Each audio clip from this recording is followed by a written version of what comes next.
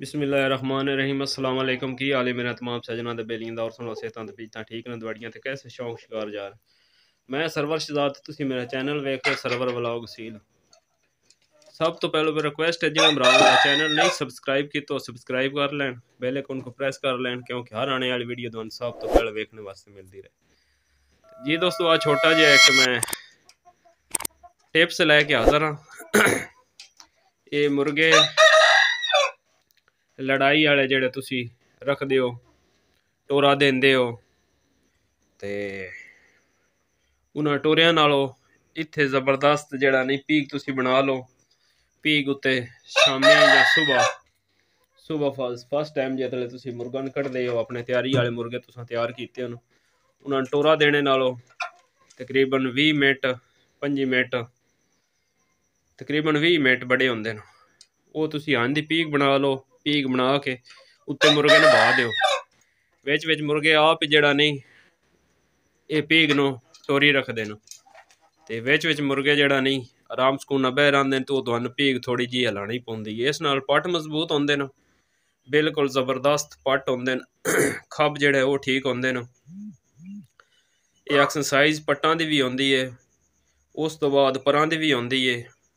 बिल्कुल मुर्गे न जेड़ा नहीं साह नहीं चढ़दा तपड़ियां विच। ते ये बिल्कुल आसान एक तरीका है दवाडा। एक वड्डे भाई जिन्ना वड्डा ज़्यादा शौक रखे वो तो इंज करदे न, उन्हें पिंजरे लैके रखे लम्मे लम्मे, उन्होंने दो मुर्गे छड़ देंदे न, वो रनिंग सारी दिहाड़ करते रहंदे न, वो भी मजबूत हो जाते हैं। उस तो बाद एक होर पिंजरे आए न, एक मुर्गा विच तुसी छड़ दो, डबल पिंजरा होंदा है। एक मुर्गा बाहर छड़ दो, मुर्गे जेड़ा नहीं आसे पासे घूमते रहंदे न, ते विचला मुर्गा जेड़ा वो भी टुरदा फिरदा रहिंदा, उस नाल भी मजबूत होंदा है। ते आ बिल्कुल आसान तरीका है।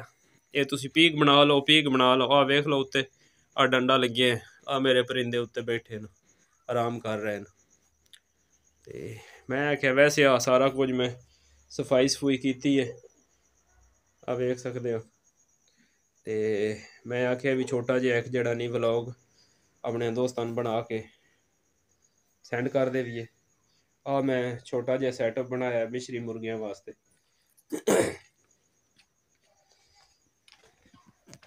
आ वेख सकते हो मिश्री मुर्गा नाल 3 मुर्गियां छड्डियां न।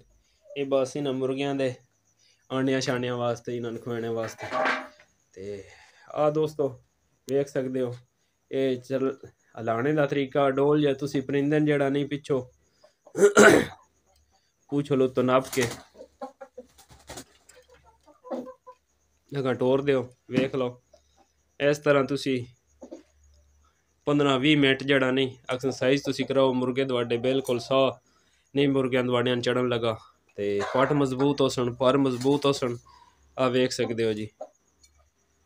ते वीडियो अच्छी लगे तो इसनों लाइक शेयर लाजमी तुसां करना है। ते इंशाल्लाह नवी वीडियो नाल मिलांगे। आ वेख सकते हो जी।